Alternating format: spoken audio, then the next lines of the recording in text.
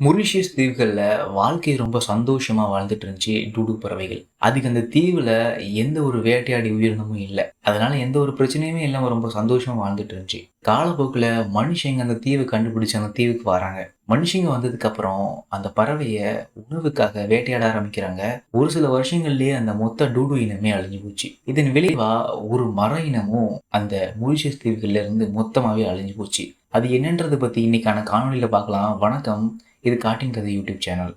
Dude பறவைகள் புறாவோட குடும்பத்தை சேர்ந்ததுங்க. என்னதான் புறாவோட குடும்பத்தை சேர்ந்தாலும் அதை நம்ம வெளி தோற்றத்தை பார்க்கறதுக்கு புறா மாதிரி இருக்காது. மரபணு ரீதியா நிக்கோபார் பீஜியனும் டூடுவும் ரொம்ப நெருங்கியது. இன்னைக்கு நிக்கோபார் பீஜியன் அழிகிற நிலைமையில இருக்கு. டூடு பறவைகளால பறக்க முடியாது. அதுங்கெல்லாம் ஃப்ளைட்லெஸ் பேர்ட்ஸ். புறாவோட குடும்பம்னு சொல்ற, அப்ப எப்படி புறாக்கள்லாம் பறக்குது, இது மட்டும் ஏன் பறக்கலன்ற கேள்வி உங்களுக்கு வரலாம். இதுக்கு காரணம் அது வாழக்கூடிய சூழ்நிலை தான். மொரீஷியஸ் தீவுகள்ல பல நூறு வருஷமா வாழ்ந்துட்டு இருக்கக்கூடிய இந்த டூடு பறவைகளுக்கு எந்த ஒரு வேட்டையாடி உயிரினமுமே கிடையாது. அதாவது predators. அது மட்டும் இல்லாம அதோடைய உணவு தேவையும் தரையிலேயே பூர்த்தி ஆகுது. மரங்கள்ல இருந்து விழக்கூடிய பழுத்த பழங்களை மட்டும்தான் இது சாப்பிடுது. இந்த மாதிரியான ஒரு சூழ்நிலை அமையும் போது அதுக்கு பறக்க வேண்டிய தேவை ஏற்படல. இந்த ஒரு காரணத்தால டூடு பறவைகள் பிளேட்லெஸ் பேர்ட்ஸா மாறிடலான்ட்டு அறிஞர்கள் நம்புறாங்க. சரி, இது வரைக்கும் டூடுனா என்ன, அது எங்க வாழ்ந்துச்சு, எப்படி வாழ்ந்துச்சுன்றதெல்லாம் நம்ம பார்த்தோம். இனிமே அது எப்படி அழிஞ்சதுன்றத பார்க்கலாம்.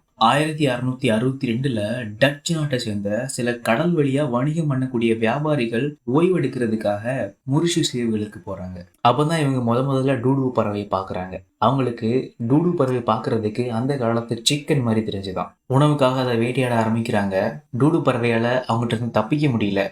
ஏன்னா இதுக்கு முன்னால இந்த மாதிரி எந்த ஒரு சூழ்நிலையுமே அது சந்திச்சது இல்லை. காலப்போக்கில் மனுஷங்க அந்த தீவுக்கு குடியேறாங்க. அவங்க மட்டும் இல்லாம அவங்க வளர்க்கக்கூடிய நாய், பூனை மாதிரியான செல்ல பிராணிகளையும் கூடவே கூட்டிட்டு போறாங்க. இந்த நேரத்துல டூடு பறவைகள் அதிகமா வேட்டையாடப்படுது. 1681ல மொத்த டூடு இனமே அந்த தீவுல இருந்து அழிஞ்சு போகுது. கொஞ்சம் வருஷம் கழிச்சு மக்களும் அரசாங்கமும் கவனிக்கிறாங்க, அங்க இருக்கக்கூடிய கல்வாரியான்ற மரம் எண்ணிக்கையில குறைஞ்சிக்கிட்டே வரத. சில ஆராய்ச்சிகளுக்கு அப்புறம் கண்டுபிடிக்கிறாங்க எதனால கல்வேரியா மரம் எண்ணிக்கையில குறையுதுன்றத.